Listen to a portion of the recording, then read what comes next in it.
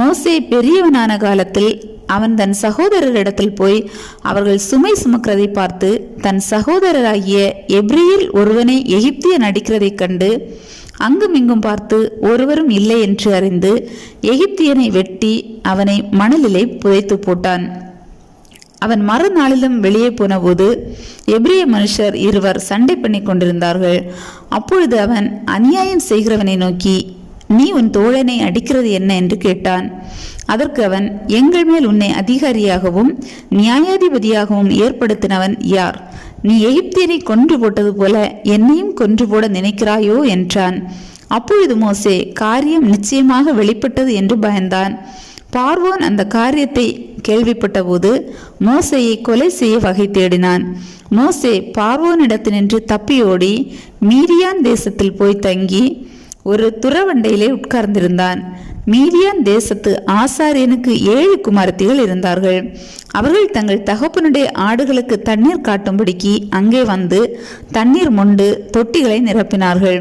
அப்பொழுது மேய்ப்பர்கள் வந்து அவர்களை துரத்தினார்கள். மோசே எழுந்திருந்து அவர்களுக்கு துணை நின்று அவர்களுடைய ஆடுகளுக்கு தண்ணீர் காட்டினான். அவர்கள் தங்கள் தகப்பனாகிய ரெகுவேலிடத்தில் வந்தபோது அவன், நீங்கள் இன்று இத்தனை சீக்கிரமாய் வந்தது என்ன என்று கேட்டான். அதற்கு அவர்கள், எகிப்தியன் ஒருவன் மேய்ப்பரின் கைகளுக்கு எங்களை தப்புவித்து எங்களுக்கு தண்ணீர் மொண்டு கொடுத்து ஆடுகளுக்கும் தண்ணீர் காட்டினான் என்றார்கள். அப்பொழுது அவன் தன் குமாரத்திகளை பார்த்து, அவன் எங்கே?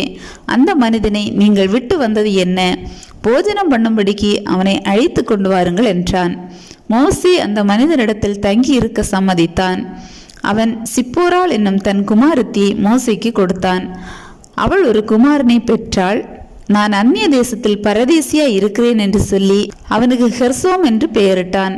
சில காலம் சென்றபின் எகிப்தின் ராஜா மரித்தான். இஸ்ரவேல் புத்திரர் அடிமைத்தனத்தினால் தவித்து முறையிட்டு கொண்டிருந்தார்கள். அவர்கள் அடிமைத்தனத்திலிருந்து முறையிடும் சத்தம் தேவ சந்நிதியில் எட்டினது.